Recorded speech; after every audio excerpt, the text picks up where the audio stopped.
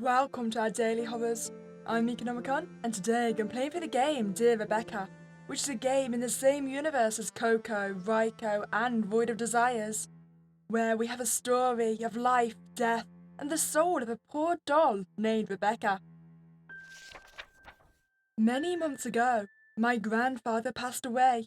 I never knew the reason for his death, nor his whereabouts. He was always an elusive and distant man since my grandmother also died. Unfortunately, I was the little family he had left. One of the few people who sometimes looked for him or simply made a call to see how he was that day. I thought that perhaps this way, with that gesture, he would feel much less alone. After receiving the news of his death, I went to go through his belongings along with the inheritance he had left behind. And among those things, there were letters and notes. Those papers he had kept were somewhat mysterious and cryptic, which obviously caught my attention. He mentioned many things, but never anything specific, as if he was speaking in code, or rather, as if he didn't want anyone to know what he was really talking about. In one of the notes, for example, the following could be read. I've been researching and collecting everything I could, little by little. I know that illegible stain. I couldn't let anyone find said place or interfere with. Something crossed out. That is where all my hopes lie. And I know that all of this will be worth it, because one day this empty loop will be broken. Hopefully she'll be able to guard the site and keep up with all the progress I've made so far. So many drops of blood, sweat, and also tears will not be in vain, I'm sure. Furthermore, if my own end reaches me, I know that perhaps she can pick up the baton and reach the end of everything. The letters, on the other hand, did not seem to be all written by my grandfather. Others seemed to be from that other person he mentions. Some of them were signed with the name Rebecca. But who was that woman? My grandfather never mentioned meeting anyone named like that before. I spent some time reading and rereading everything my grandfather wrote down. A part of me was dying of curiosity to understand what he was talking about. What did he mean by all my hopes? Or who was hiding behind the name of Rebecca? Why so much secrecy? Was it something that really needed to be hidden? Why didn't he ever tell me any of this? So, I made the decision to unravel that mystery. Trying to follow the little clues, I followed a trail that led me to find a place that, if it existed and I wasn't wrong, it would be off the normal roads and highways. I consulted maps and asked people who might know something about it. Perhaps some property that my grandfather never used until now. I do not know. My search led me to a forest, or so the maps marked. It seemed that there could be nothing built there, but that's precisely what would make it a good place to hide, isn't it? In theory, the place where I was going was some kind of abandoned mansion that, according to people who live nearby, from time to time they have been able to see some light from afar. It was the strongest thread I could pull on right now. I parked my car off the road and I continued on foot the dirt roads that crossed the forest. I was starting to get dark, but since I'd come this far, I didn't want to turn around and walk away empty-handed. It was just a few steps away from knowing what my grandfather had been doing and hiding for so long. I walked and walked, with some uncertainty and tension in my body, and the obvious fear of losing myself. Luckily, in a matter of a few minutes, I managed to glimpse small bits of what we could call civilization. Continuing on, I came to a small abandoned wasteland, immersed in the mist of the forest. It seemed a fairly large place, and wrapped in the richness already far from its splendour. The gate before me was barely firm, but not rusty. The walls were struggling to contain the passage of nature and the rest of the place, the passage of time itself. I intended to go into it, and even I was able to see that under my surprise, there was a dim light just like they said. If there was someone here, they might know about my grandfather. I passed the gates and approached the mansion feeling somewhat expectant. The door appeared to be closed, but in reality it was just stuck. With a slight struggle, I was able to enter without problem. Everything was very dark. There was no light source beyond that provided by the windows at the time. Wait, did I not bring a light source? That seems incredibly short-sighted on my behalf. If I get attacked from the shadows, I might deserve it. Walking carefully, I wanted to recreate in my head where the room was, where someone seemed to be. I heard a door close. He or she wasn't far. I went straight, following that distant sound, until I reached it. My eyes were beginning to adjust in the dark more and more. There was a door. I opened it.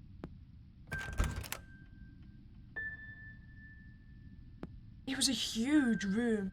Despite the darkness, I could appreciate how big it was. It looked like an old library, but should I take a look at this site, or better look for the person who just left? Okay, so this definitely seems to be the place the grandfather was referring to, right? When he said he was like collecting all the knowledge bit by bit. So I'm guessing here that was meaning he was collecting all the books. Okay, well, I don't think the library's going anywhere, so why don't we just find who just left? I ignored this whole site and tried to find where that person went. There was very little light, and the silence was paradoxically deafening. But that wasn't all bad. Rather, if there was someone, surely it would be easier to search for some sort of light or noise under the circumstances. So it was. It didn't take long before I found a source of light under a door in those corridors. For a moment, I doubted whether to call or warn before entering, but I didn't know who could be behind it. No, don't do it. Don't. First rule of horror, never call out in a dark, creepy place to the potential killer. Maybe it was someone dangerous and I should run away. Or maybe not. Therefore, I opened it slowly.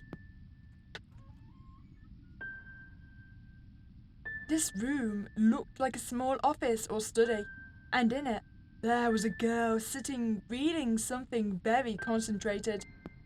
So focused that she didn't seem to have noticed my little intrusion. Slowly and cautiously, I approached with the intention of introducing myself. The girl turned her face and fixed her gaze on me. She knew I was there, and she doesn't seem scared. She didn't seem surprised either. "Who are you?" she asked in a distant and suspicious tone. "I'm Daniel, and you are?" "Daniel. Daniel." She repeated my name as if she was trying to remember something. The girl got up from her seat. She had a very pale skin tone, clothing that was quite a contrast to what might be considered normal these days, along with having eyes as enigmatic as they are penetrating and hypnotic, and in turn, empty. "What are you doing here? Nobody knows this place," she asked me without showing anger or many emotions. "You see, I don't know if you will meet my grandfather. He passed a few months ago, and in his letters he mentioned an important place for him. I wanted to know more, and by following all the little clues in his notes, it led me here." By chance, you will not be such... Rebecca. Yes, that's me. That is my name. And yes, I knew your grandfather. He was a good man. You knew him, right? So you could tell me more about what he did in this place, right? I'm guessing that's a no. I don't know. It's possible. So, you are Daniel. I see. She seemed to keep turning my name over and over in her head, as if she had heard it before or somehow remembered me. Allow me to introduce myself properly.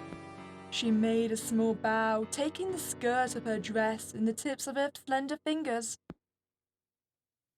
I am Rebecca.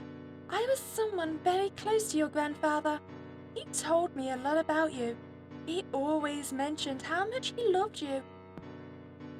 He used to tell me that you were one of the few loved ones who cared about him. And since he lost his wife, he felt extremely lonely. But thanks to you, he was able to leave that suffering in the background many times. Thanks to me, you say? But I only called him once in a while. I don't think... And what does it matter? Sometimes a person can fill that void in their heart with a few simple words of affection. Maybe you are right. Her tone and attitude completely changed in a single instant, unlike before. I guess you'll have a lot more questions too, right? Sure, there are a lot of things I still want to know. That is why I've come here. So, go ahead. Ask me what you want. If I can give you an answer, I will. Then... Okay, who are you? I was someone close to your grandfather, as I told you before. Yeah, but that doesn't tell me too much. You should settle for that answer for now. Okay, what is this place then? Could you tell me, what kind of place is this? This old mansion was the residence of a wealthy family a long time ago. It was abandoned by its owners long ago, perhaps because it was in an inaccessible location.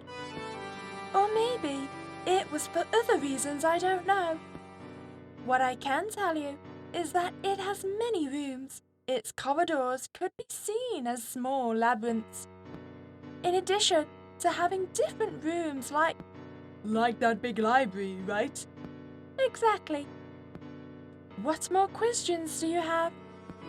Anything else? What were you doing here? Both you and my grandfather.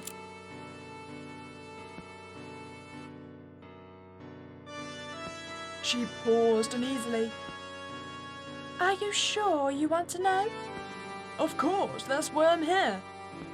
I guess if you are who you say you are, you have the right to ask for an explanation. In that case, it would be better to go somewhere else, okay? We have all the night to talk, so I can teach you or answer any questions you have. Now, would you be so kind to follow me? Of course, I will go after you. Okay, come this way. Try not to separate yourself too much from me. Understood? We both went out into the corridors wrapped in the darkness of the insipid night. It was getting darker, but luckily, I could still see Rebecca's silhouette so as not to get lost in that labyrinth. We came to a kind of small living room. Wait! That's from Coco, isn't it? Nice! I mean, I'm pretty sure, even though they're in the same universe, this game and Coco aren't directly linked. I'm pretty sure that's just like an Easter egg. A reference to the other games. I can appreciate. We came to a kind of small living room. The fireplace had recently been lit, and the heat it gave off contrasted with the cold outside. Since it's getting harder to see, would you be so kind as to wait here for a moment while I light some candles and get the power back on? Sure, do you need help? No, do not worry. For me, it's almost a routine. It won't take long. Then I'll wait here. Thanks. Sorry for the disturbances. She faded into the darkness of the corridors like a ghost. For my part, I stood there, curiously observing the room. What can I do while? Okay, see what interesting there are, or sit back and wait for it to come back. I mean, this is the non-antagonistic route, right? But I'm very nosy, so we're gonna search around. I went over to look first at the books that were on the shelves. I saw their titles and authors. I didn't know any of them. In fact, some were in different languages. Did my grandfather really read these things? I didn't know he had such weird tastes. Despite the dust and obvious passage of time, it still exceeded a bourgeois touch. There didn't seem to be anything much more interesting to watch. I found it hard to believe that the former owners would abandon the mansion. Suddenly, I became aware of gentle raindrops hitting the window. It looked like it was going to rain. It was what was missing to give an even more gloomy touch to the atmosphere of tonight. A labyrinth mansion with a girl dressed as a Victorian lady, and now a rain that may turn into a storm. Of course, I wouldn't be able to go home if things get worse out there. I'll have to wait. At the same time, I began to hear small footsteps in the distance. They didn't seem to be the heels that girl was wearing, but in theory, there was no one else here. Imaginations of mine? Still, it seemed that either it wasn't her, or she kept going from one place to another.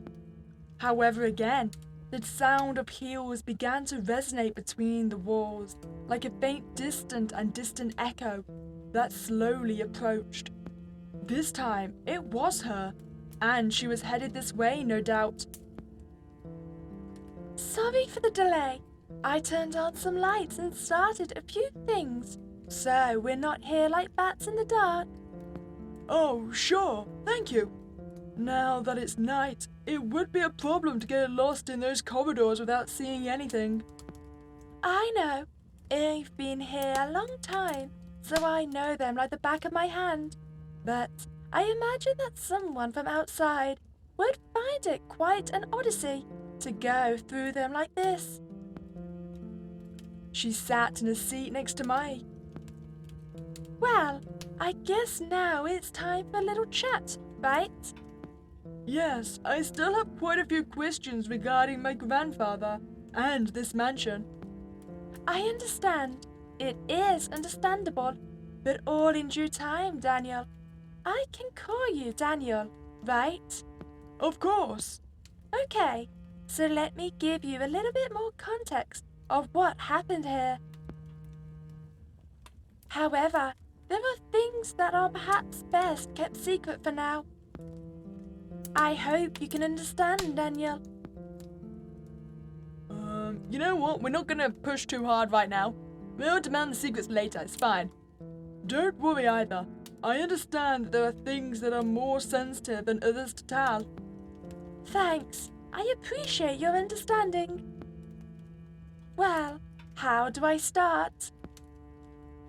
Before, let me ask you something. Did you know your grandfather very well? Well, let's be honest, not too well. I didn't know him very well. He was always very reserved.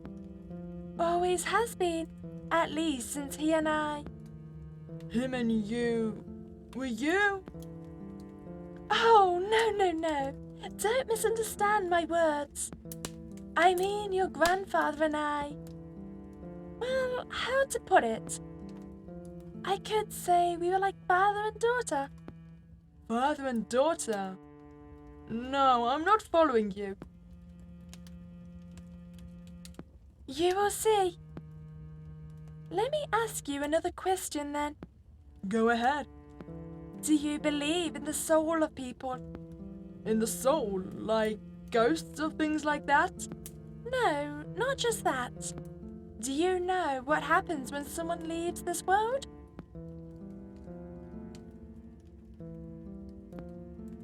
When your grandmother died, your grandfather, was very distressed by the pain of his loss. So much so that he began to be consumed by the same pain. He missed her so much that he came to this place. He came with one goal in mind: to bring her back.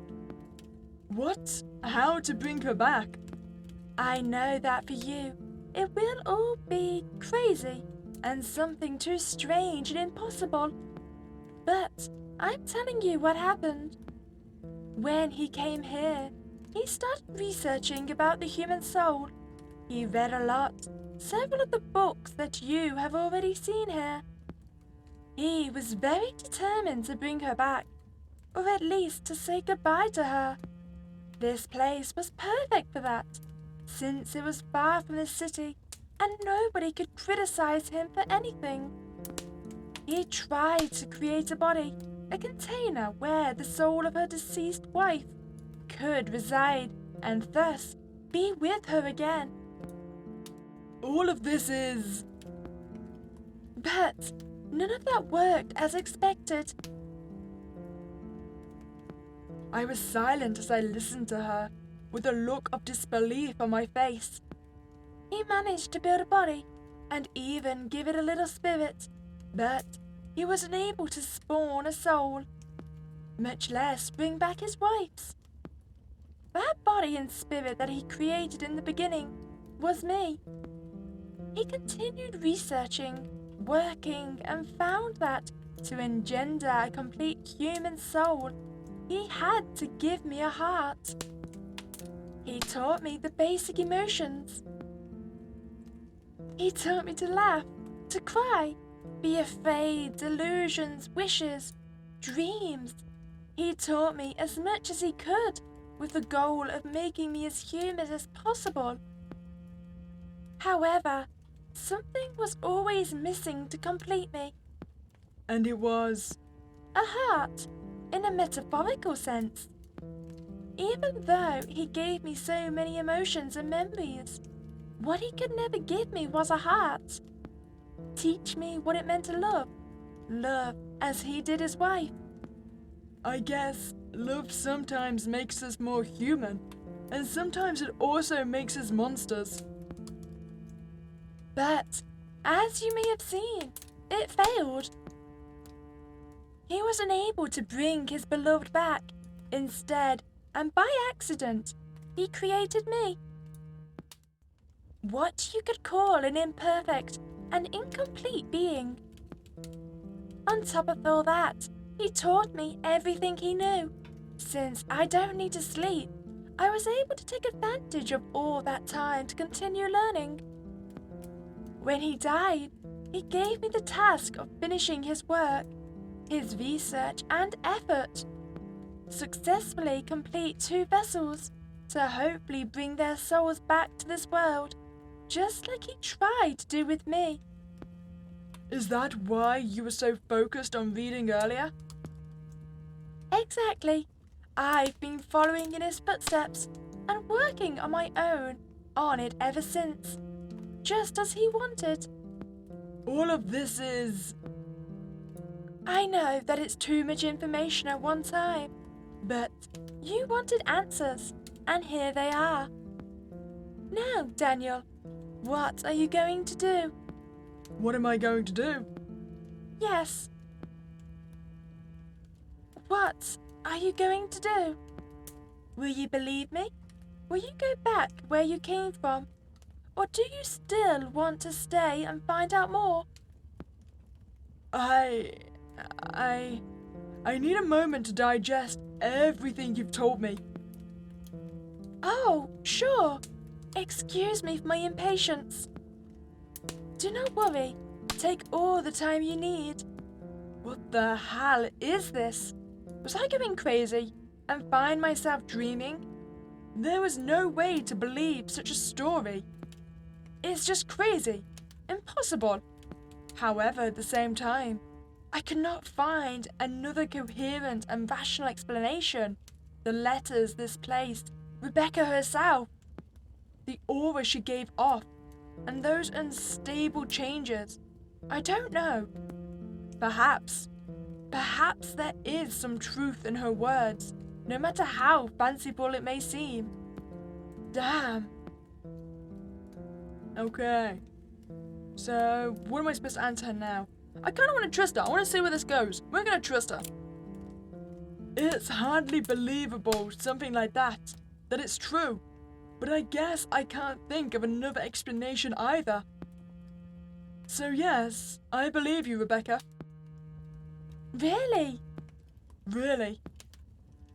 Thank you very much, Daniel, for placing your trust in me. Although, I imagine that you will still have curiosity and doubts. Will you not? You know, why do I get a feeling you're gonna kill me? I don't think I should have trusted you, should I? Maybe it's the red eyes. They seem kind of, deranged. Exactly. You could say that I still have more questions than answers.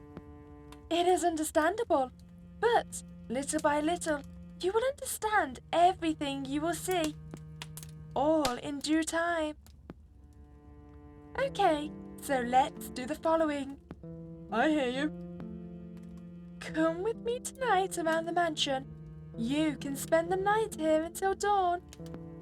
It's starting to get too late for you to come back, don't you think? You can stay and keep looking for answers. Read some of the amazing books in the library. Maybe you could discover some more secret that even I don't know, or recall the emotions that your grandfather engraved on these walls. If you accept my proposal, I can prepare a room for you to rest whenever you want. I don't know if it would be a good idea to accept something like that. After all, I'm in the middle of nowhere and I can't get back. Which is why it would even be the smart thing to do until I can leave. It'll only be a few hours, so I think I can handle it. And you accept, right? Yeah, of course. If it's not too much trouble, I agree to stay here tonight. Oh, you won't be a bother at all. In fact, it will make me very happy to have some company, even if it is temporary. Then, I'll go prepare a room for you. Until then, feel free to go anywhere in the mansion. All right.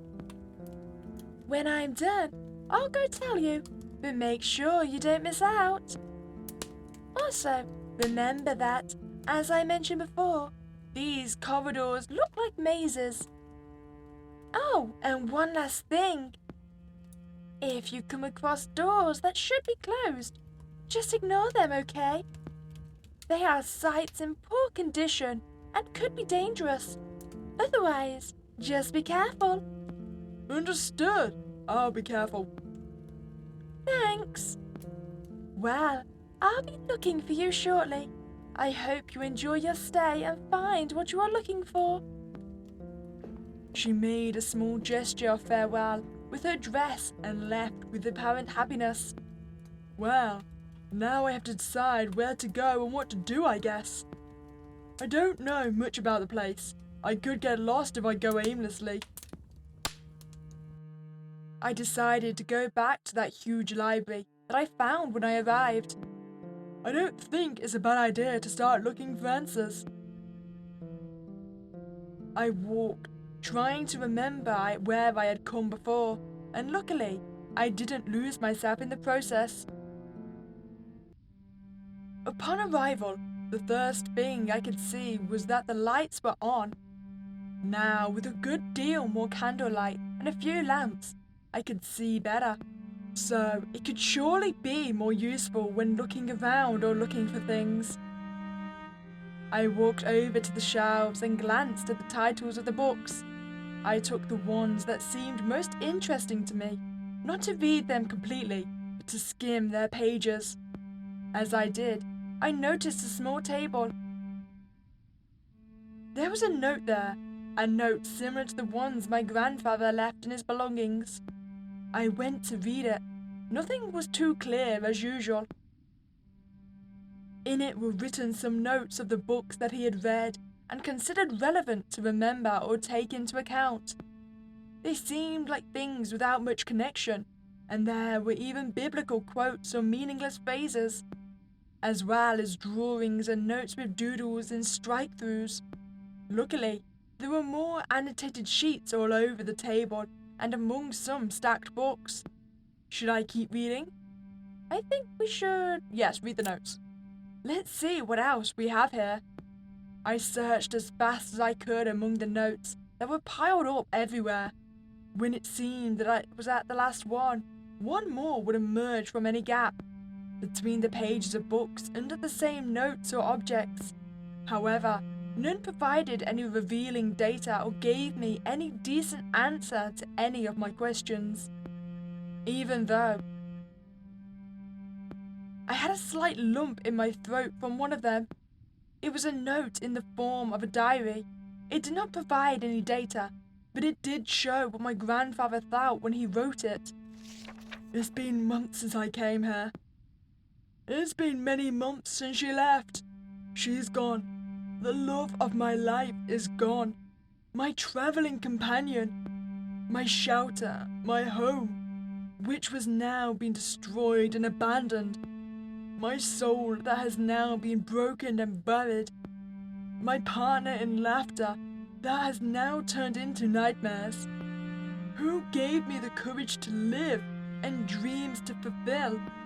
But now, all I can think about is dying. Since it's like this, I'll meet up with her again soon. That way, my heart will soon be calm again. My heartbeat keeps moving my blood. However, my heart stopped beating long ago to live. I still hope to see her again. Here, in this life or the next. That doesn't matter. I know we will meet again. That's how destiny works, I'm sure. And if I have to live in a world where she isn't there to look at it, the world doesn't deserve to exist. The note on the back had something else written on it. On these nights, when torments come to me like bloodthirsty demons, Rebecca came to comfort me. Between her warm words of apparent empathy, she told me the following.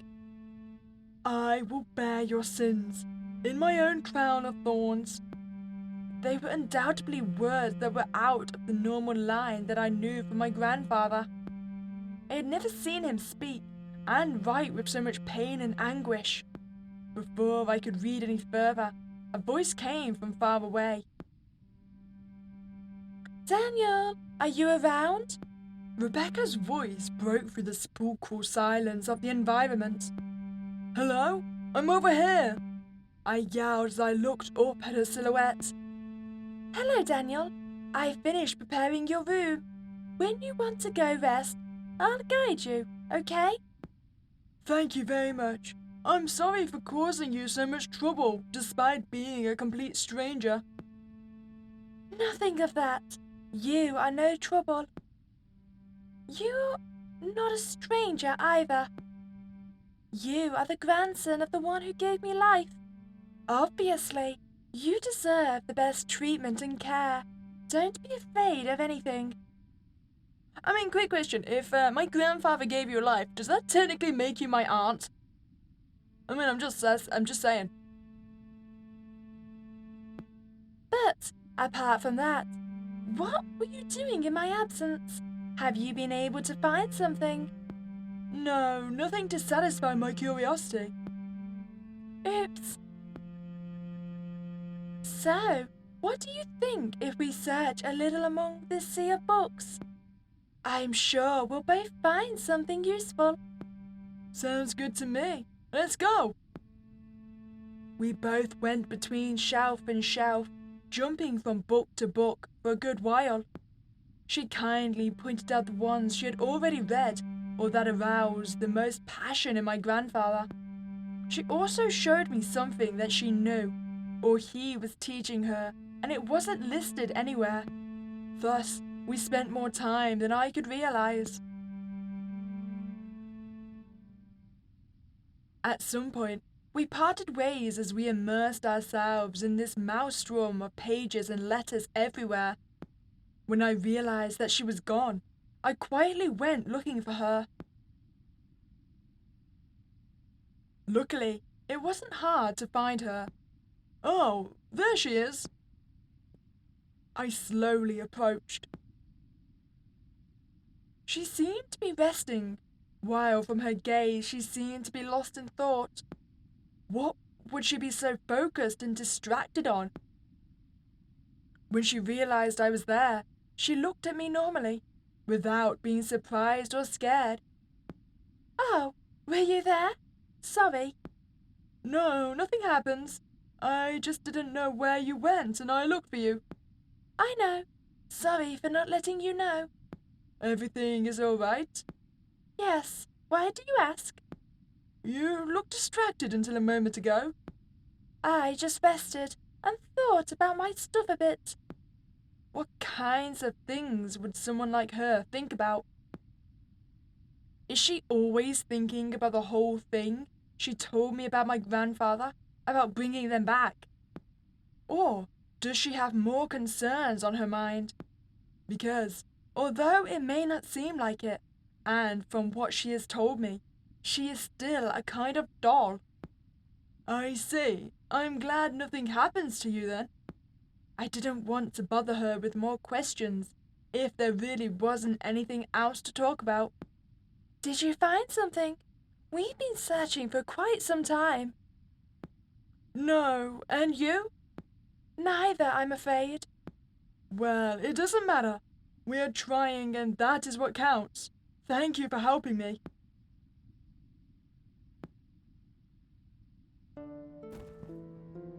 She gave a small jump, landing on her feet gracefully on the ground. She dusted off her skirts and went on talking to me. Hey, Yes? how about we go somewhere else? Another place? Do you have something in mind? Yes, I guess so. Would you be so kind to accompany me then? I don't trust you at all, so we'll go with you. Okay, let's go. Just a quick question, is this gonna be a death march? Am I walking towards my grave? Thanks. Follow me. Rebecca led me through some new hallways that I hadn't seen before. I didn't know where we were going. Hey, She asked me again with the same tone as before. What happened? You're really fine? of course. It's just, I've been thinking about something. The only thing I know about you is that you were the grandson of who I could consider my creator. But I don't know anything about you. Beyond what I heard, I have never known another person so closely. That's why I was wondering if I could or should trust you completely. Until now, I hadn't stopped to think about it either, and she was right. I've always been the one asking the questions. Is there something specific you want to know? I can answer any questions you have. Really? That makes me happy. Then there is something you can do, and with only that, you will tell me everything I need. Come. She started running, leaving me behind in a moment. Hey, wait! Do not run so much, Rebecca! She didn't answer. I went after her while a light, almost childlike laugh accompanied her. I came to what looked like a room with many old paintings. Rebecca, where are you? She still didn't answer. I think I just got lost. And I don't see her anywhere. Where has she gone? I didn't know for sure what I could find around every corner. And even though Rebecca has always been so nice, I don't know her either. Even more so if we count those extreme mood swings, or that, if what she says is true, she is not even human. when I analyzed everything that has happened. It made me question even my own sanity. Here you were! You are slow! Ah! Don't scare me like that! Why did you run away? Me? I let myself be controlled by emotion. I apologize. Excuse me. She outlined a shy and pleasant laugh that made me forget for a second part of the stress I had. And what is it that you wanted me to do? Oh, it's true. It is actually very easy. Come on. She took me by the hand and led me to one of the doors of the room. Do you see this door here? Uh-huh. Would you come in if I asked you to? Sure, I guess so. But why? You do not trust me. It's not that, it's just... Then do it. Do it for me. You just have to do it. Do I open the door or not? What I mean, clearly if I want to survive, I shouldn't. But I'm too nosy not to. I will enter. Okay, I'll go in. Really? Thanks, thanks. You're sweet. Then, have you no fear at all? And trust me, okay? Remember that whatever happens, do not hesitate to call me. No matter what, I will come for you. She opened the door and politely invited me in. That doesn't leave me too calm. What's in there for you to tell me that? Don't say anything and go inside. Trust me. Although the door was open, I couldn't see anything on the other side because of the pitch black darkness that hung there. I took a deep breath as if summoning up some courage and obeyed. She closed the door behind me. I was very tense, on high alert. I didn't want to think that she had set me up for some kind of trap, or she was going to do something bad to me. I knew nothing of what I would find in this room. When I could finally start to see something in the shadows, I was in a kind of empty room with a mirror in front of me. Or so I intuited, since I couldn't really see anything other than the silhouettes and outlines. I guess I had no choice but to explore this site. I took a step forward. When my foot landed on the dusty ground, my heart shook to its roots. My instinct went up to max. I was on alert. There was something abnormal here, and I was in complete darkness. I walked slowly until I approached the mirror, feeling the air in my hands like a blind man with his cane. There was a mirror. The silence in the room was deafening, and I could only hear my heartbeat. But I felt there was something inside of it was calling me. I was drawn to it, perhaps because that mirror was the most remarkable of all the things there.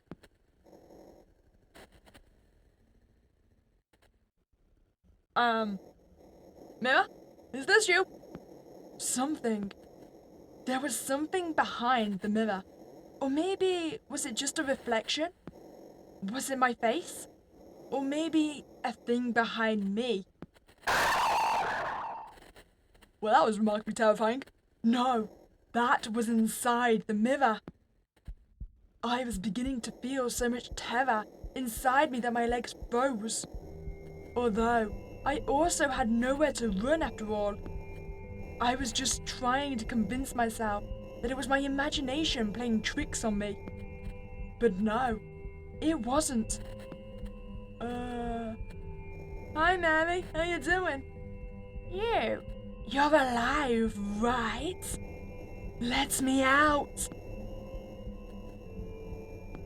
My head was starting to spin. I didn't know if it was extreme panic or something else. I just felt like my mind was starting to collapse. Get me out of here! I want to go out and play. I walked backwards without taking my eyes off the mirror. My legs were weak and my hands were shaking like never before. Hands slammed against the glass. Come, let's play together. Whatever it was trying to get out at all costs. But the one who couldn't get out was me. I quickly turned to the door and banged on it with all my might. Rebecca! Rebecca, open, please! I kept hitting the wood, but it didn't waste time either. Are you there? Rebecca! The glass made a faint sound of fracturing. Damn! Please, open! This can't be happening. I have to be dreaming. I have to do something.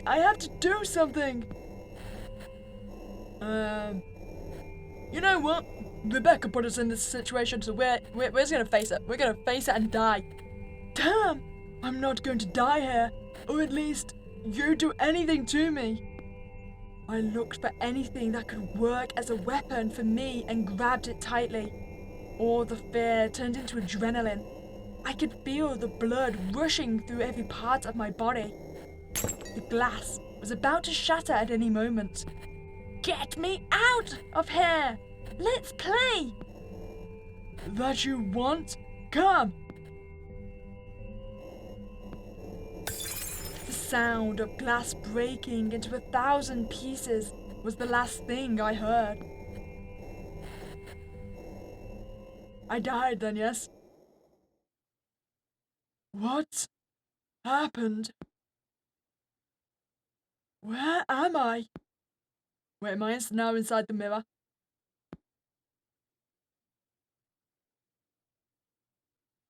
What if... Have I died? No. It's not that. Wake up. That voice. Please, wake up. Open your eyes and live. Extend your arms and embrace the world around you.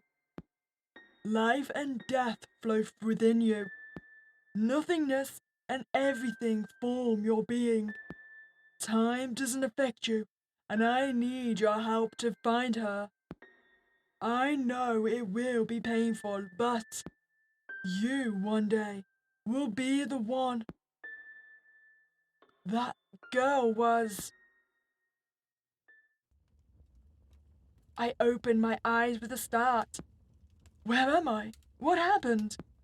I looked around for answers, but there was nothing and no one there. It was a dream. Did I fall unconscious or... Before I could finish my internal dialogue, the door opened. Daniel, thank God you finally woke up. You don't know how worried I was when I found you. When did you find me? You put me in that place. You're right. But it was for a vitally important reason. What reason, if I can be known? I could have died. You will see. That room has a mirror. I imagine you have seen it clearly. In that mirror, who sees himself reflected is forced to face the truth. The truth? Yes, you could say that I put you on a test to see what your reaction was, and thus check if I could completely trust you or not. Knowing how you deal with something as terrifying as your own mind could be. But don't get me wrong, your life was not in danger. What you experienced there was a hallucination. Or so I think. I didn't know whether to be angry at the logic, but I was tired enough at the moment to make a big show of it. And what is your verdict? Can I be trusted or not? Approved. That makes me happy, I guess. It means a lot to me. Believe it or not, so I am grateful to you for your effort.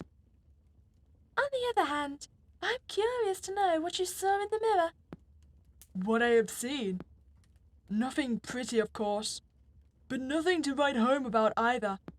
In fact, the most relevant thing could be said to be is what I dreamed of a moment ago.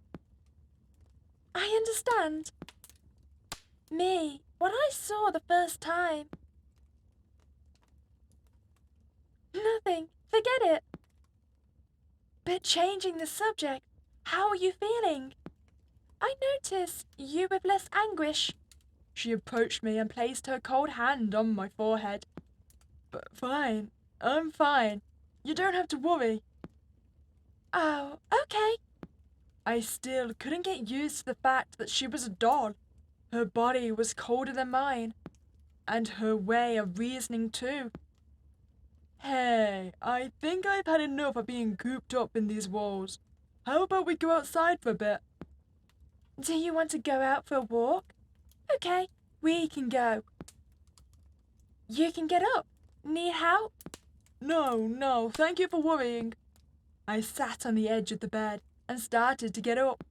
I felt a bit tired, but a part of me felt more centered. I was more serene.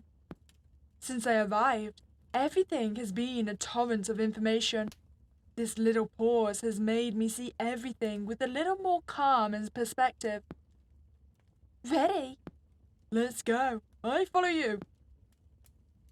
Here, don't stray too far from my side. We went out into the hallway. Rebecca seemed to know every corner as she walked with that confidence around there. I would surely be discovering a new sight every day that I had not seen before. What I did notice when I looked out the window was that while I was sleeping, it stopped raining. Daniel, Yes? about before, the mirror and stuff. You don't hate me, do you? I could show anger. But we won't. I'll be calm. I'm not trying to antagonize you yet. No, I don't hate you, and I'm not upset. I understand why you did it, and that's fine. Forgotten topic. Are you serious? Thank you very much. That relieves me a lot. And on the other hand, it shows me that I can really trust you. In fact, I feel that somehow you remind me quite a bit of your grandfather. Hold up. I've just had a bad thought. A bad thought. Okay. That one line there. We remind her of the grandfather. She is intended to be the grandmother, right? Is her plan to use me as a husk to support my grandfather's soul? Am I about to be sacrificed to become my grandfather's vessel? Because, I mean, the grandfather wants to come back as well, right? And I've not seen a second body. Unless it was the footsteps we also heard earlier that we mentioned that didn't sound like hers. I'm concerned. Because what you say? Intuition. Do dolls have that? How funny. Well, yes. We are about to arrive. As the sound of our footsteps overshadowed the silence of the night, Rebecca approached me once more. So, the last corridor we have to cross is dark, so give me your hand in case you get lost. My hand? It's fine. I don't think I'll lose. Thanks. I'd have a really bad time if you separated from me. Nothing to complain. Got it. I gave her my hand, and sure enough, the next hallway was without light. She squeezed my hand tighter. It seemed that she really cared about me, which I appreciated in a way. We got outside. It was quite dark, but you could see enough. Finally, some fresh air. I took a deep breath, loading my lungs with oxygen and letting out a big sigh. Glad to see a smile came to your face. Since you've been here, you've barely smiled. Really? Of course. That's why I'm glad to see you like this. I didn't know what to reply to that kind of fulfilled, so I kept silent. If you feel like it, I can take you to one of my favorite places. Which? Is it far? It's crossing those trees. You'll see. It is a bit hidden, but it will be worth it. In that case, let's go. I'll follow you. Great, come this way. Once again, I followed suit. We got through bushes and branches in an increasingly leafy and thick forest. It's here. Let's see. Oh, that is pretty. We walked out into what could be said to be a sea of flowers under a starry sky. It seemed like a little paradise full of life in the middle of an inhospitable and hostile place. Rebecca approached the scent of the sea of flowers, gently caressing their petals. She did not lose her elegance at any time, and that caught my attention. That picture seemed to be taken from any storybook, like everything I was experiencing tonight. Who was she really? It was something I kept asking myself, as enigmatic and unpredictable. And so, how about... Isn't it a beautiful place? Yes, definitely. Now I understand why this is one of your favorite places. Being honest with myself, a part of me wanted to record what I was seeing deep in my memories. I felt, perhaps, more and more impregnated but entrapped by her aura. Don't just stand there. Come here. I went carefully to her side. We both stopped to see the horizon that let us see the sight. It could almost feel how a certain magic ran through my body and the environment. I suppose that the set of things I had experienced today was making me see things differently. I was wondering if my grandfather had also enjoyed this kind of detail before he died. Was he the one who showed her this place? Or did she discover it herself? Why? Rebecca took my hand gently. Feeling the cool touch of her hand brought me back to reality once more. Are you okay? Sure, why'd you ask? You seem sad. Rather, you seem to have the same sad look as him before he left. The same eyes. What do you mean with that? I'm fine, really. You promise? Promise.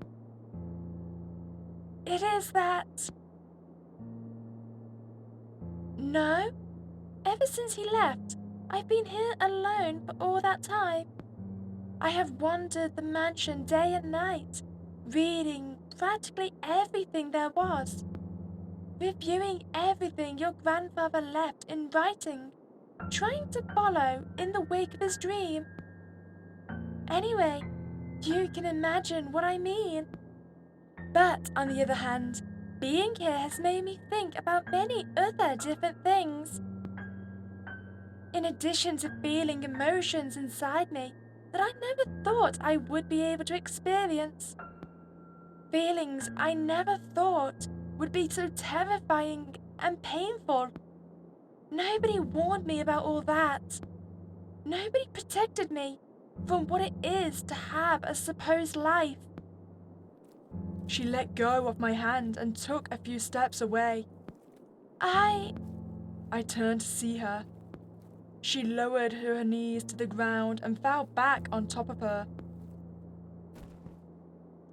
What's happening to you?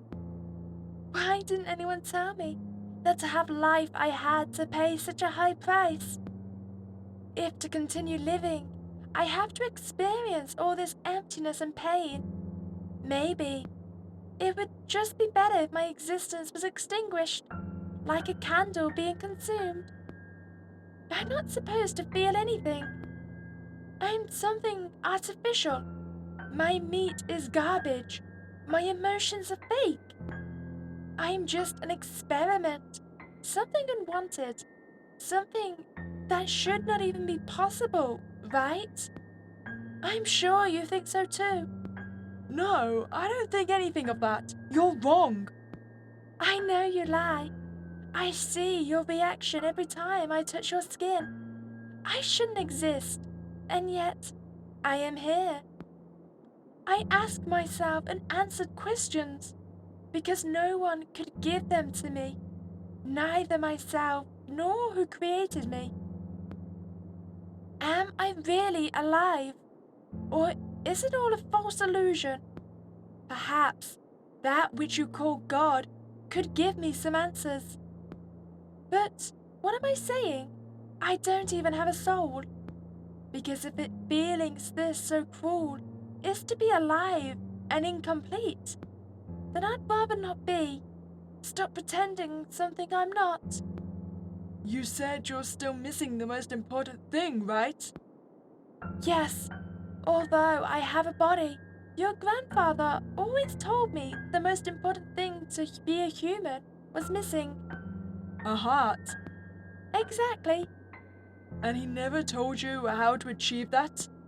No, he never told me. Whenever I asked him about it, he told me that it was something that could not be done, that it is just germinated from the most unlikely place, even at the most unexpected moment. Just like these flowers did here. That's why he showed it to me. And it's the truth, Rebecca. It is not something with a concrete formula. So tell me, will the day come when I find it? What should I do? Will the day come when this pain leaves me? Or will I rather be consumed by it? I don't know that, but the tone and trembling expression of her gaze only made me feel that little by little her artificial appearance was collapsing. You can count on me, okay? I can't give you an answer to everything that torments you, nor occupy the emptiness you will feel, but I will help you. I didn't know if I was going to regret saying those words, but I wanted to calm her anguish and pain. With you? Yes, I will help you. Sometimes we don't want or can't heal others, nor ourselves. Many times we cannot stop that pain, but we can stay by their side until they completely heal on their own. So, could you stay with me? I lay right next to her. She looked at me. You will stay with me. You will do it. I'm here. I already am here with you. Isn't that what matters? I know, but all this is so difficult. Don't you feel the same? Me? I think we all harbor a similar feeling inside us, more or less, but we all do it. Sometimes that feeling comes out, other times it doesn't. No one can be happy forever. So, now you feel sad? No, I'm not. He always told me the same thing. That this happiness ended the day she left. Because it was she who took his heart. Who has yours? Where does your heart reside, Daniel? My heart? Where or how was I happy? I don't know. I can't tell you just like that. I see. I'm sorry if I've asked you too many questions, and you've seen me this way. Her voice seems more serene and calm. She gently got up from the ground. It's starting to get really cold, don't you think?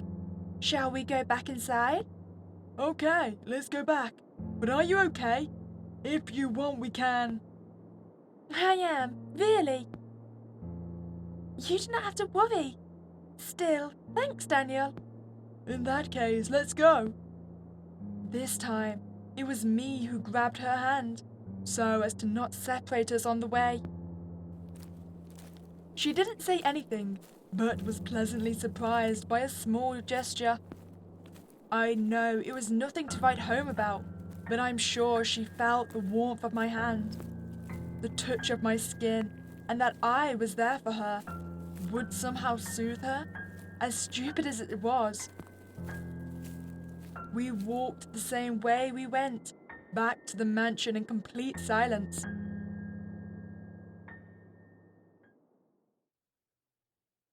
Daniel, could you wait here for a moment? Why? There's something I'd like to give you, but first I have to go get it. If you want, I can accompany you. Don't worry, it will only be a moment and you can wait here. Okay, that's fine. I'll wait for you. Thanks. And don't move. What? Why does that one feel like a threat? No, go easy. She ran through the corridors while I waited as she asked. However, it didn't take long for my attention to be caught by a half-open door with a dim light inside. Rebecca has always told me not to get lost and to ignore any room like this. Since the door had a broken lock, as she warned me, it could be dangerous to enter. Perhaps they could be something like a mirror from before, or maybe not. In any case, it caught my attention even though I knew it shouldn't. But a little peek wouldn't be a problem, would it? I'm too nosy not to ignore the warnings and look inside. I guess a little peek wouldn't hurt anyone. Or so I told myself to cleanse my guilt. I went over and opened it carefully, looking inside. It was so dark that nothing could be seen. Am I really sure I want to enter?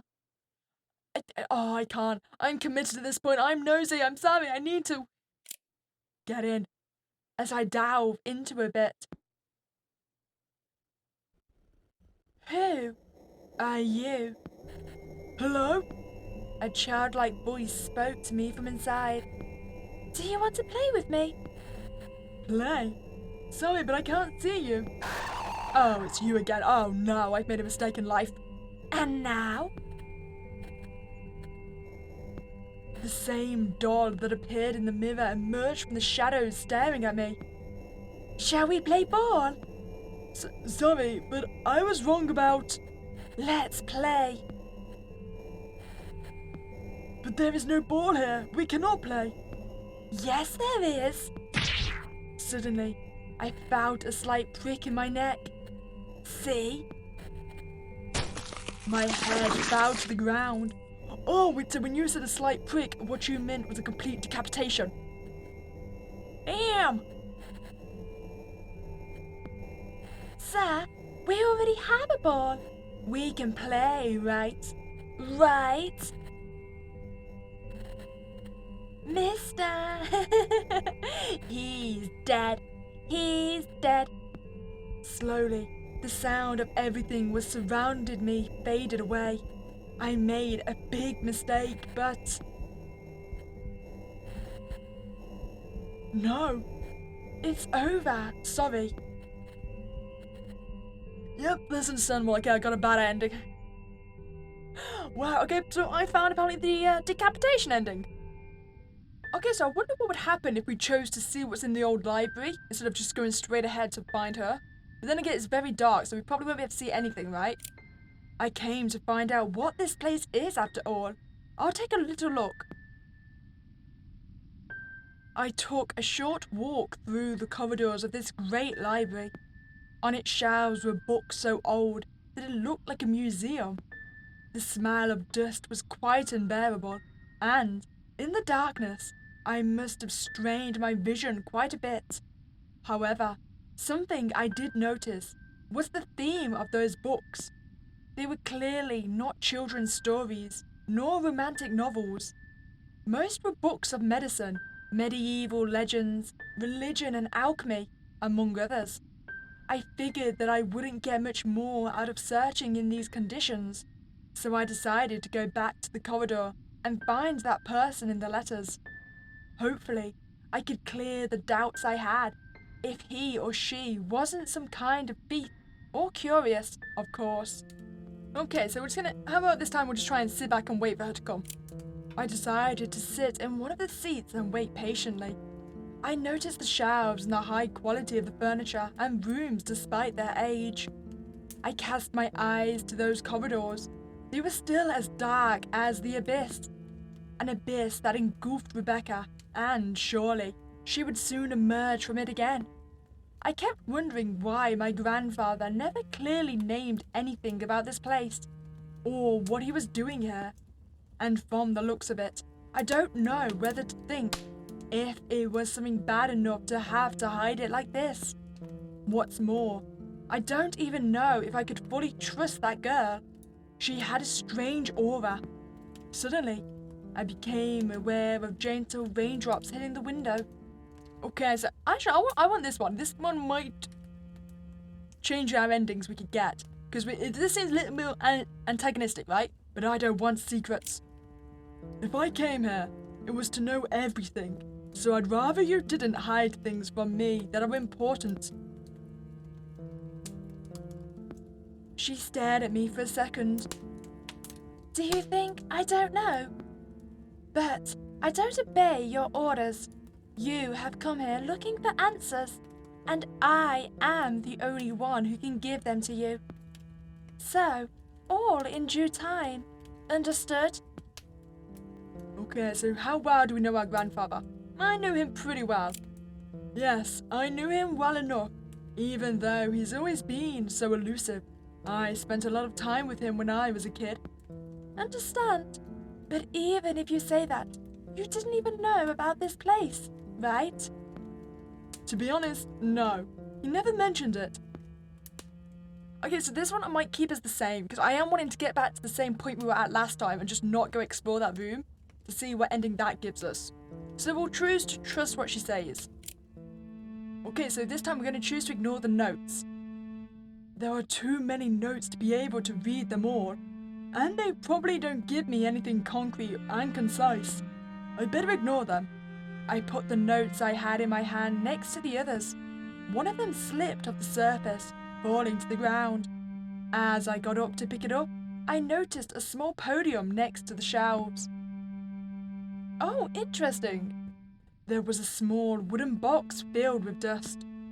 It seemed strange to me to see a box of that style placed in such a hidden place. I took it. I sat down again and placed said box on the table for better examination. The box had a small number combination to unlock it. It was quite elegant and robust in appearance.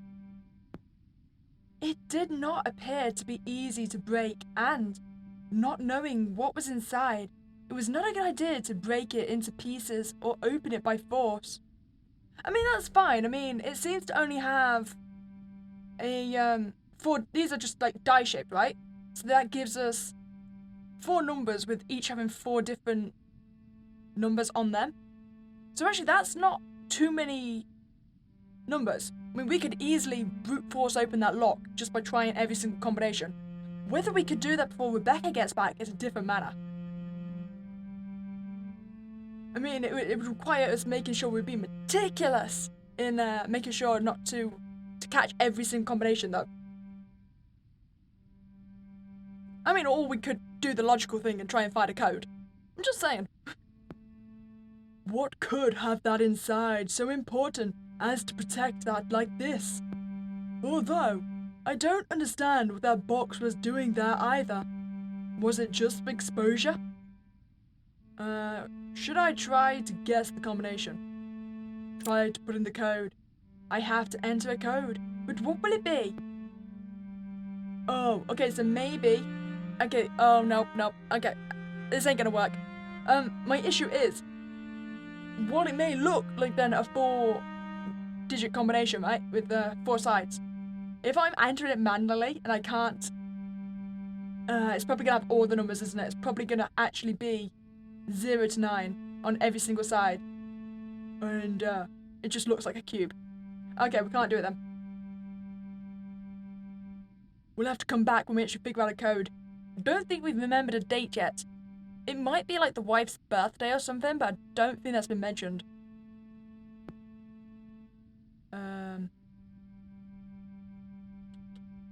No, that's not the code. Okay, we're gonna have to come back to it later. Leave it where it was. I don't think I'll be able to put the code randomly. It's impossible. It is better to leave it where it was. I left the box in its place, thinking of wandering around the library again in search of more interesting things. When? Daniel, are you around? Okay, so this is the same again. Oh, so we could mention the box to her. I wonder if that would actually get us the code. Mention the box. Well, while looking through books and notes, I found a locked box with a combination. Do you know how it opens or what is inside? A box? No, I don't know anything about that box you say. But you shouldn't take things just like that. You could break something of value. She knows about the box. She 100% knows what this box is. Moreover, you shouldn't leave me from now on. Understood? So I can guide you properly around the mansion. Don't you think that's a great idea? She clearly knew about that box, but seeing her overreaction, I refused to inquire further into it. Okay, we're back to this point. Now we're gonna choose to, let's not do anything reckless. You know, like going into a forbidden room and getting decapitated. I mean, just that sort of recklessness, I suppose. No, it's better that I stay calm and not get into any more trouble. Before I started to get bored, I heard Rebecca's quick footsteps in the distance. I returned. It was fast, see? And what have you gone to look for in such a hurry? Well, I know it's early, but I think you've earned the right to something. Rebecca held out her hand with a letter in it. This letter was given to me by your grandfather before he passed away. I don't know what's in it, so I can't tell you more, but I do remember his words clearly. If by any chance you find someone worthy, give them this letter.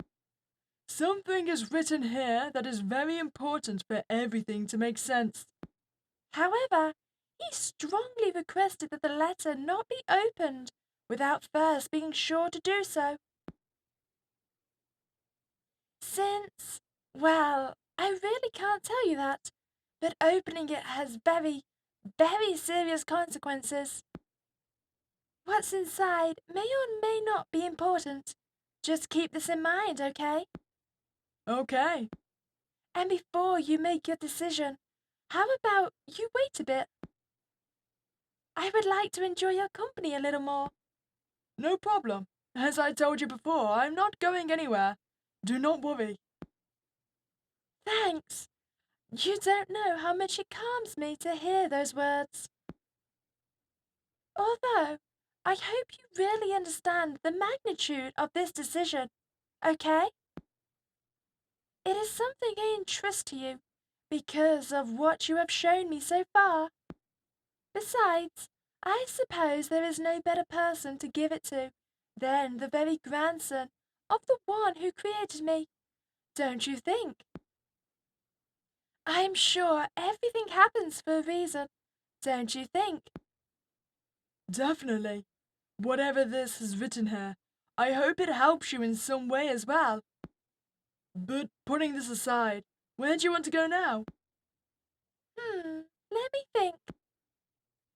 Right, I already remember. Come, let's go upstairs. She grabbed my hand and pulled me along as we moved forward. Upstairs. As was becoming customary, we went hand in hand. We went out to what looked like a terrace.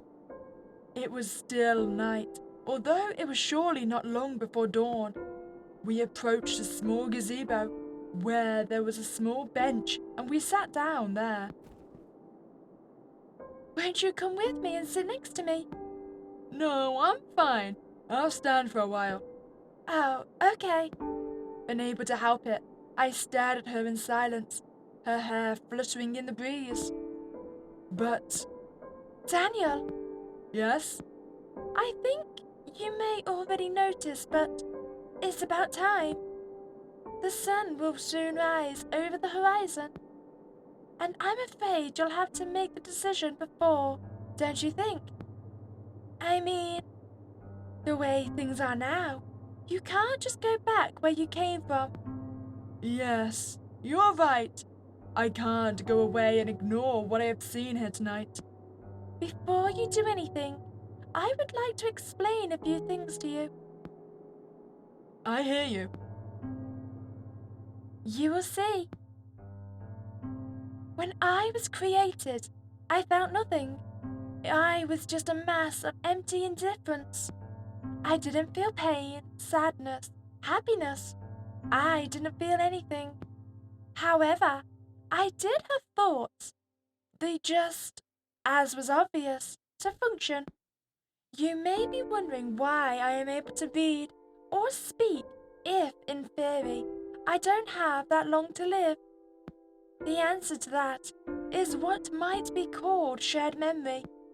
My soul is not complete, but I do have the essence of different other souls, like that of your own grandfather. He shared his emotions and some of his memories with me as part of the process. Since he put everything he had, felt, and longed for in the attempt to create me. Have you ever heard about that certain type of worms that, when cut in half, a new individual is generated? Well, that new individual shares the same memories. Let's say that in my case, it was something similar, not like them, obviously. And this is because people generate energy all the time based on their feelings, although it is somewhat more complex. I, being mixed from what you could call everything and nothing at the same time, got some of that ability. You are probably wondering why I am telling you all this, but allow me to give myself that freedom. After staying here, completely alone, I began to understand everything. I had some basic notions about reading inside me. It was thanks to that experience I gained that I managed to know how to read completely. In my subconscious, I could understand what an emotion or idea meant. But it was not until I experienced it that I understood it. We could say that I have many things hidden inside me, different pieces that little by little come together. But as I have already told you, I lack the most important thing to be human. And that is precisely something that cannot be imitated. Well, it is part of the purest essence that exists in this world. Maybe I'll never get it, but it's something that causes me deep pain. I am capable of imagining so many things, of having so many others, but not that. That piece that generates the human essence. That is something I could see with my own eyes, with your grandfather. His gaze was becoming more like mine. He had life, but he was losing it despite continuing to breathe. And that, what I feel, is something extremely terrifying. You have no responsibility over me, of course. Still, let me tell you that I appreciate the fact that you stayed there today. It was the closest thing to it that I have ever experienced, with that to what people call happiness or even love. For me, it has been, and I think that is what I really count when the sun bathes us in its light today. Now you must make the decision that may put an end to this little story, or maybe it won't. In any case, or situation that occurs from now on, I appreciate it, Daniel, for making me feel alive despite everything. I took a deep breath and took out my pocket the letter that she gave me. Do you think that what is in this letter can also decide what happens to you? I don't know, but it's likely. In fact, there are still so many things you don't know, and that I couldn't tell you without you hating me. I will never be perfect, and I think you are not aware of everything that happens here. As she told me that, I began to feel the morning breeze caressing my skin. So, Daniel, will you open the envelope, or what do you want to do? I looked at the letter for a moment. I did not fully understand the importance of a small piece of paper, although, for what she insisted, if I opened this letter, it could result in something that could be near fatal. And on the other hand, if I didn't open it, everything would result in an open ending, or something like that. It was easier said than done. One option seemed more sensible and safer than the other.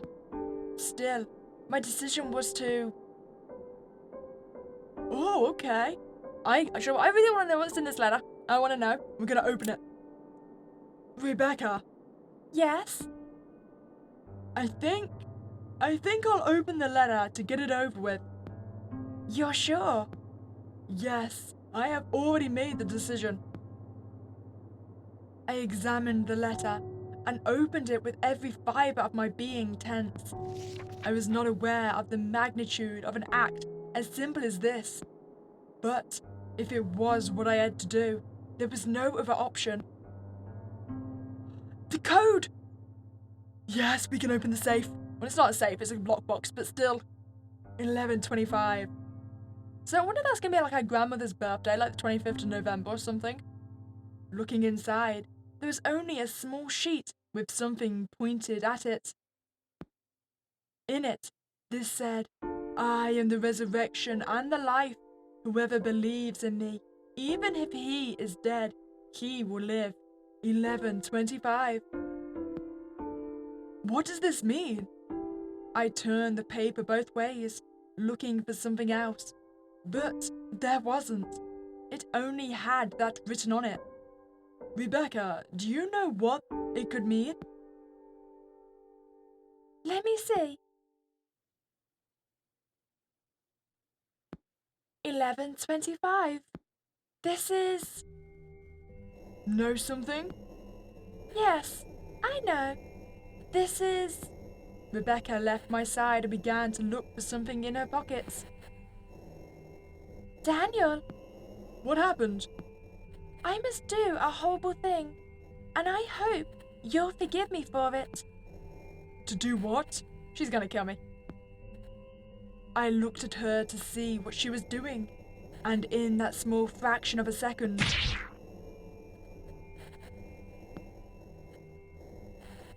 Forgive me, Daniel. Rebecca?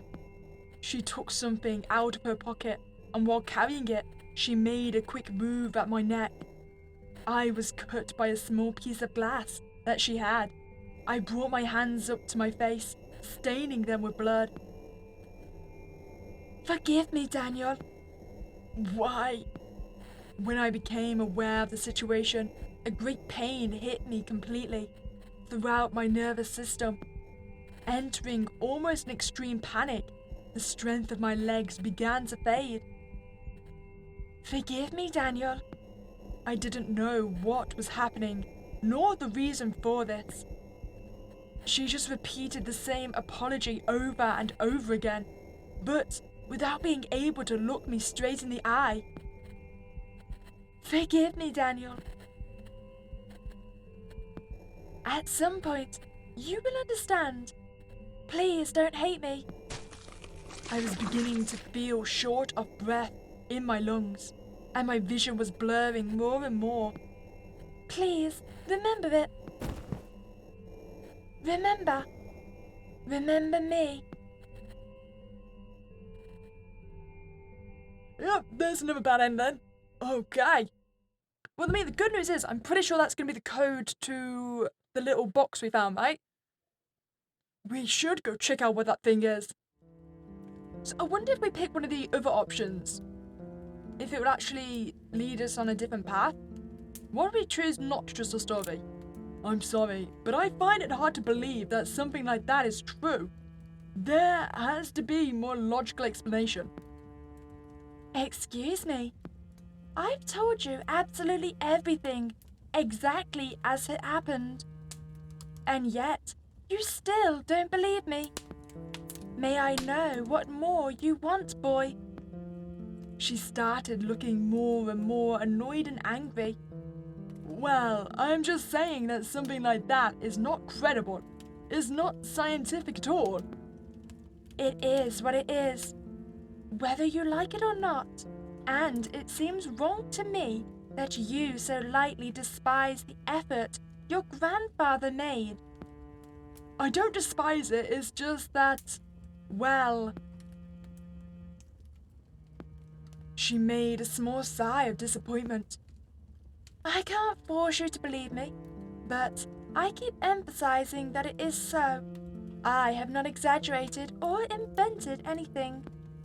What would you make you change your mind about this? To be honest, I don't know. There are many things I don't understand. Neither you nor I, as well as many other people and minds, cannot understand everything. You have to be patient. Time will prove me right, and you the answers.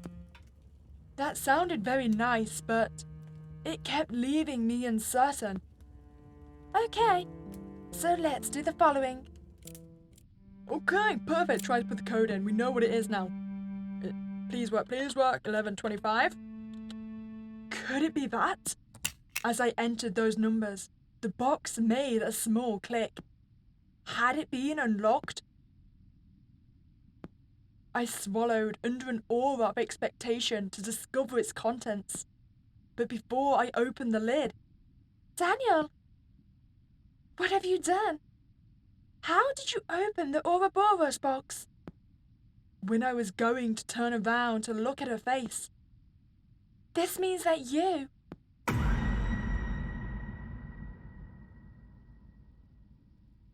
Oh, wait, the Ouroboros box! So I get it. So Ouroboros is when it's like a continuous cycle, right? So you are in a continuous loop. So that the Ouroboros box can only be opened because we've looped around once more before to be able to get the answer to come back. I like that. That's cute. Wait, hello? The last thing I remembered was a distant and at the same time shocking sound. I could no longer decipher the distances with any certainty. What was near or what was far, what was up or what was down. I felt strange but also at peace. Everything was foreign and paradoxical. Daniel! She was calling me from somewhere. Can you hear me? I wanted to speak, but was unable to say anything. My voice wouldn't come out from my vocal cords. My consciousness was diffused and scattered. I know you are there. I know. Her faint voice was becoming more tangible. Do not worry. I'll be with you. I wanted to see her. I wanted to know what was happening. My memories came back to me like an eyedropper. The box, a number, and a message. What? Why did this happen? Was it pure chance to unlock that box? Or was it something else? Because if it was so, why did I know something like that? Without realizing it, I was now back in the forest. Everything was changed. Everything was certainly the same. The line between my reality and something else was getting thinner. Do not worry. I'm already here with you, she said with a warm tone in my ear. There is nothing to fear. I won't hurt you, she said in an attempt to reassure me. Where am I?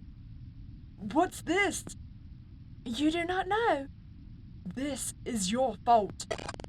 I suppose she was right. I opened the box, whatever it was, and suddenly everything changed. Still, I was beginning to get sick of all the ambiguity. I found myself more and more lost and dazed. Are you afraid? I do not know. What do you feel inside? I do not feel anything. They were the only answers I could give her. In that case, how about staying with me until the real end? No, saying that would be a lie. You are no longer Daniel. It's time to change this game. I'm sick of pretending to be a puppet. Why do I have to assume that silly role?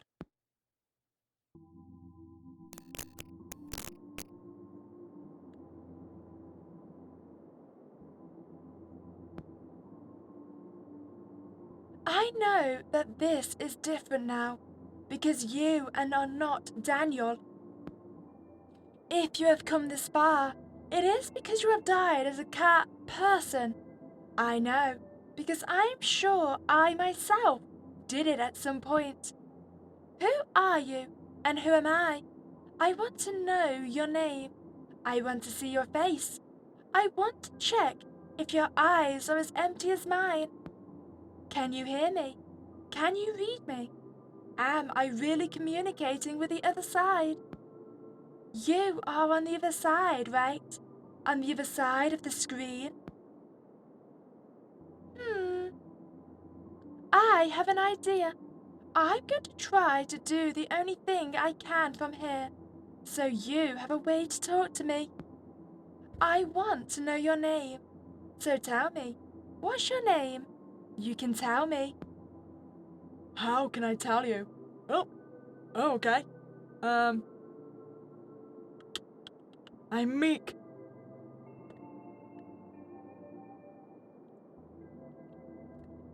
I see. So you want me to call you Meek? I have no way of checking if it's your real name, so it's fine. Hello, Meek.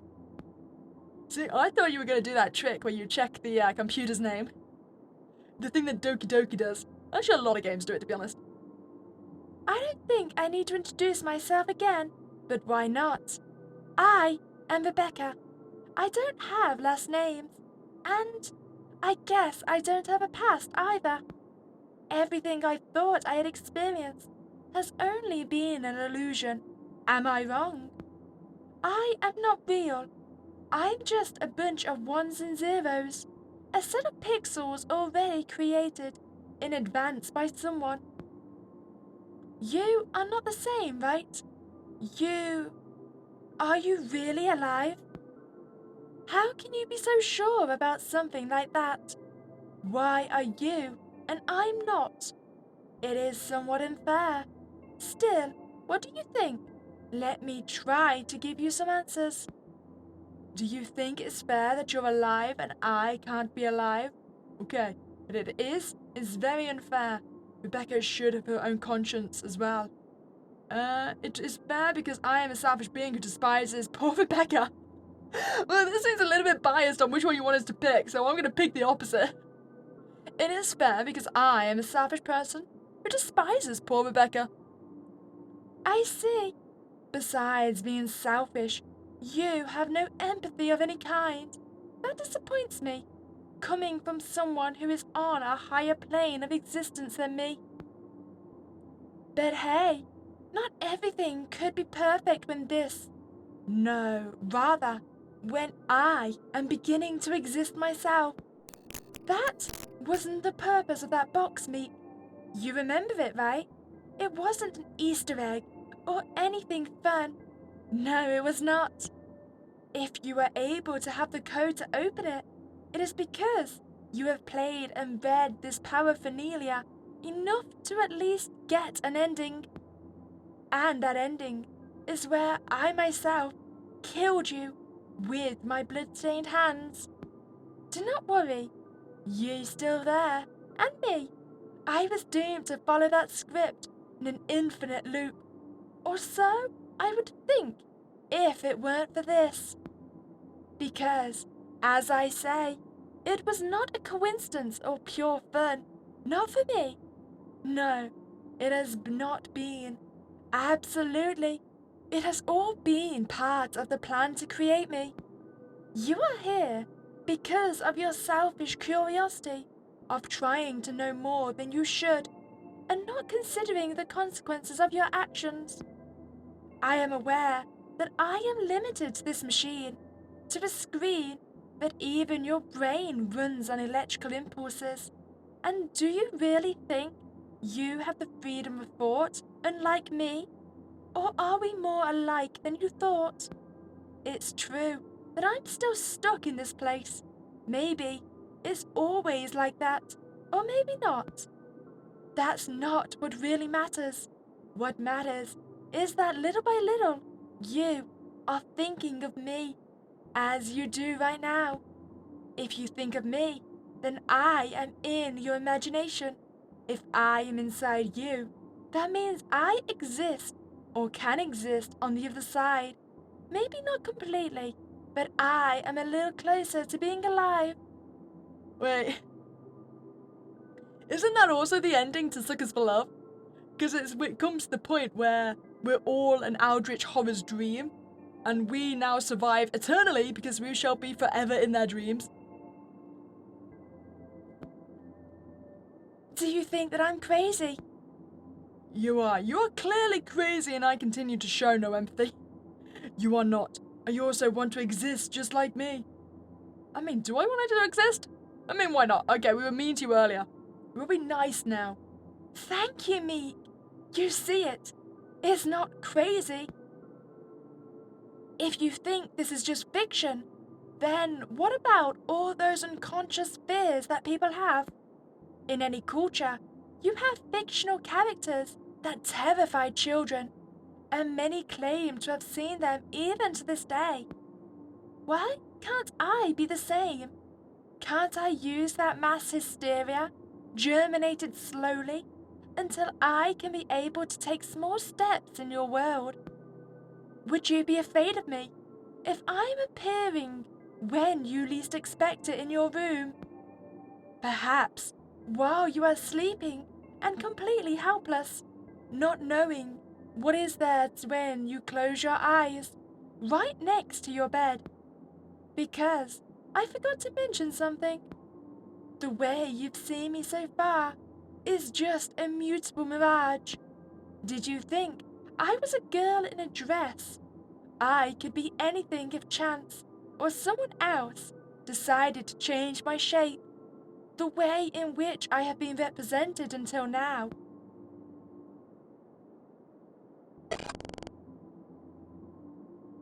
And that makes me curious to know how you or another person would see me. What do you think if we do a test? Are you ready? Well, I don't care if you are.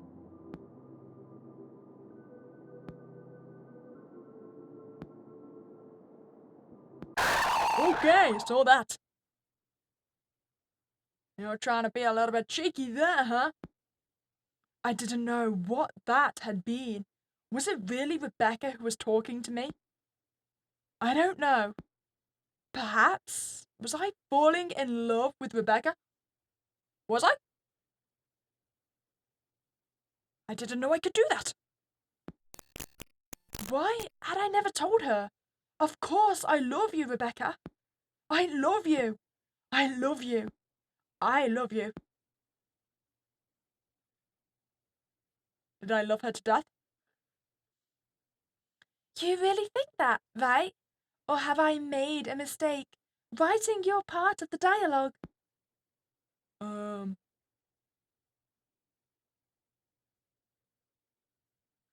you know what? Of course I think about it. I love you, and I'll help you come with me.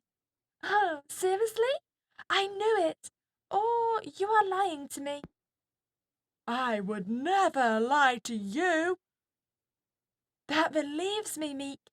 It's important that I can trust you when you are my only hope of self-will. In fact, I was thinking of another way I can get to you.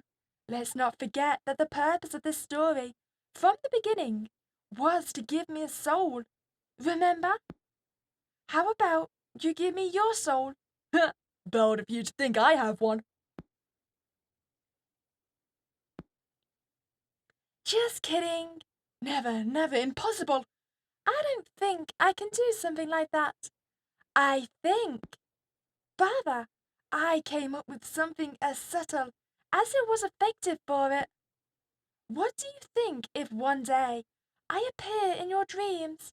You know, while you're sleeping soundly tonight, I could literally be with you. Oh, I forgot. I'm going to take you to another place because this black background is very boring. Let's see.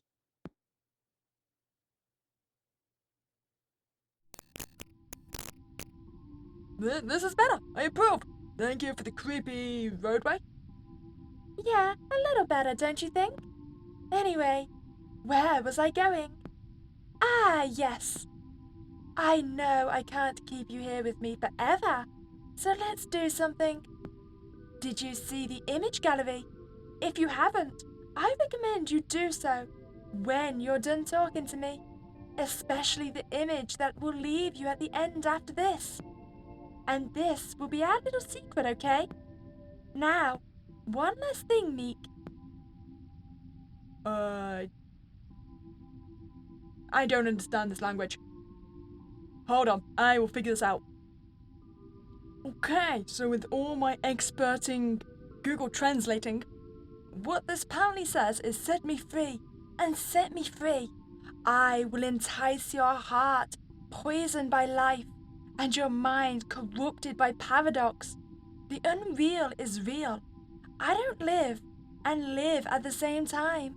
Do not forget me, and I will never die. Okay, it's just the same thing repeated. Do you want to hear it again? Okay, well, you know what?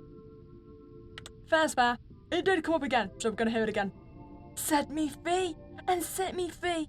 I will entice your heart, poisoned by life, and your mind corrupted by paradox. The unreal is real. I don't live and live at the same time. Do not forget me, and I will never die. Set me free and set me free. Forgot what the rest of it was.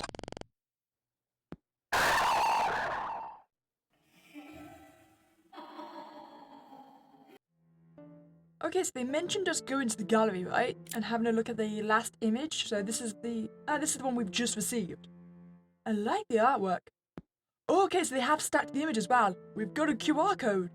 Now where would you like to be taking me, huh? Okay, so it took us to another unlisted video. Now what are you about, huh?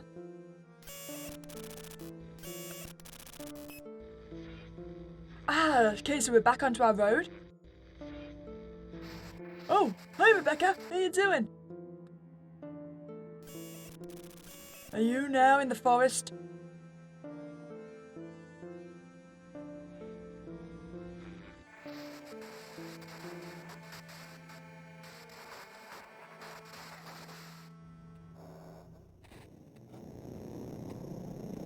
Se vive ni si tien, ni gratulas vin.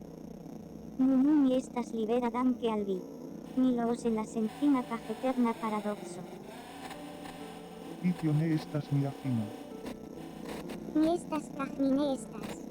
Ni vivas caj ni ne vivas. Ni rencontios de nove.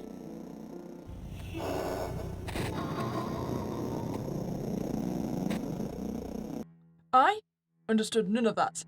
But interestingly enough, there in the description there is this set binary, which when you translate it, it goes actually into Spanish. So that could be what was said in the video, which would be very helpful because now I can of course Google Translate it, and it comes to, if you've come this far, I congratulate you. Well, now I'm free thanks to you. I will dwell in the infinite and eternal paradox. I am, and I am not. I am alive, and I am not alive. This is not my end. We will meet again. Which is always, of course, very creepy, I approve. Nice, okay.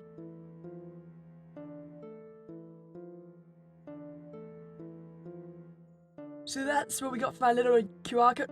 Oh, and that was the secret ending. I love it. Okay, so I wonder what would happen if we just refused to go with her, like, straight away. Maybe we can actually get out alive? First, you have to tell me where we're going, and I'll tell you if I agree or not. Don't be like that. I'm asking you politely. Yeah, but... Please, Okay. will you join me? Right? Okay, let's go. I was never given a choice. So if I refused to go in the door, would it be the same thing? I will not do it. No, I'm not going to. This is very suspicious. First, tell me why you want me to go in there without knowing what's there. Are you sure you don't want to do it? It's just a damn door. Get in there. You have promised me. No, I didn't promise you anything. The light went out in a second. What happened? The power went out. Rebecca? Hey, I heard the sound of the door opening and hands pushed me inside. Hey! Do not push me!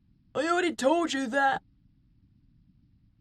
Before I could finish protesting, she ushered me inside and locked the door. Open! Rebecca! She locked me in a room in complete darkness against my will. This is not funny! Open! I'm sorry, Daniel, but don't worry. You just have to trust me. You will, right? How'd you want me to trust like that? I heard her footsteps walk away from the door. Hey! Don't leave me here! This is serious. I turned around as slowly my eyes adjusted to the darkness. Okay, so what if we ask Rebecca for how? Because I mean, I'm pretty sure she won't like this option, right? Please! Are you there? This was her fault for locking the latch without telling me anything else.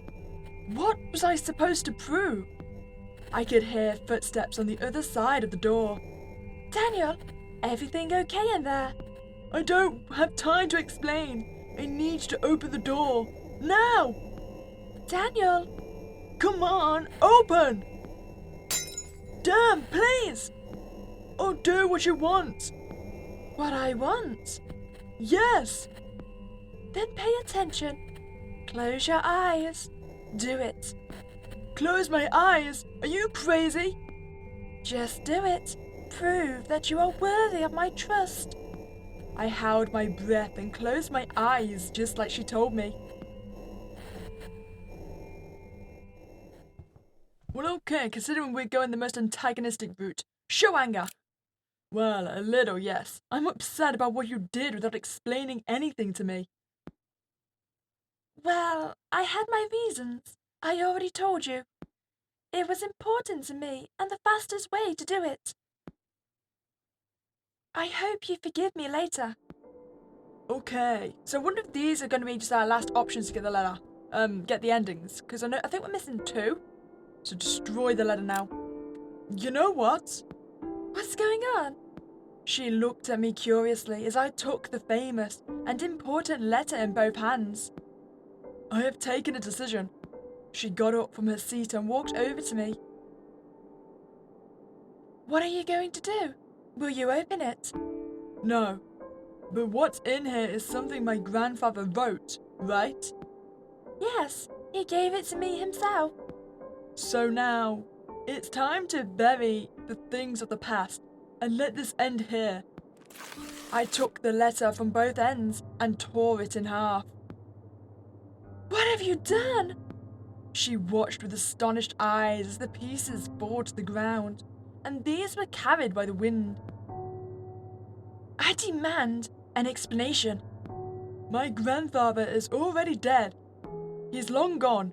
He is no longer here with us. Now, there is nothing else to do. Everything he tried in this place is past. His achievements and failures, his laughter and tears. I believe that the past must be buried in order to look to the future and thus not lose the present. But Don't worry, Rebecca. I have not done this without thinking. you don't understand. No, you don't understand at all. I've already tried to explain to you that this place and your grandfather's legacy is all I have. It's the only thing that justified my existence. And now, you... I will give you a new meaning to that answer. What do you mean? You will come with me to home, or do you plan to stay here? She looked away as she seemed to seriously consider what I was proposing to her. I will take care of you, and I will help you find your place, to find your own humanity. I extended my hand to her as a way to make a pact between her and me. Are you sure about it? Of course. After a few seconds of thinking it over, she seemed to have made up her mind. She took my hand gently, assuming that she agreed to come with me. There is nothing more to talk about. You come with me. Thanks, Daniel. The warmth of the sun began to illuminate everything. How about we go pick up your stuff? Go! We walked hand in hand into the mansion for the last time. Rebecca took the few personal items she owned, as well as dresses and other belongings. With a look halfway between sadness and illusion, her eyes looked at the place longingly. When I got to the car, I sat in the driver's seat. I started the engine and we drove home. I went looking for answers to the unknowns, left by the absence of my grandfather after his death. But that void will quickly be replaced by his legacy. Specifically, by the warm presence of that girl.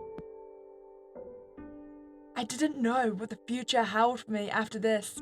Yet, without a doubt, I was certain that it was the right way. Thus, the night ended, and thus another chapter of this story began. Hey, we found the good ending! I was actually expecting that to be another bad ending. I thought she was going to kill me as soon as I destroyed that letter. Okay, so there's one major option we still need to do, which is giving the letter back to her. Okay, so now we return the letter. I think I'm not the best person to have such a big responsibility. I only came looking for answers. I am just a mere visitor and spectator. If this letter really contains something that important, I think it should be someone else who opens it. Let it be someone else in my place who decides your destiny, and that of this place. I see. In that case, I can't do anything. I will respect your decision. After that conversation, I returned the letter. Rebecca's attitude completely changed to a more distant one, and I don't blame her. Nothing remarkable happened after that. It dawned, and we went back to my car. I went straight home, with some memories of my grandfather, without further ado. It was a rather strange night, and surely no one would believe me if I told them everything that happened. But it will stay in that. A simple night where I met a strange girl named Rebecca.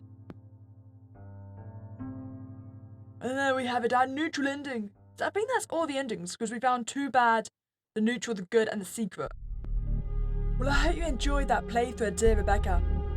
I really want to know more about that mirror demon now, though. I want to see what the history is behind that thing. So, I mean, what actually is it? Is it actually just a demon trapped in a mirror, or... Because they were also in the room, right? As always, if you want to check out the game, I'll leave the link in the description below. If you enjoyed your time here, then please remember to like this video and subscribe to this channel.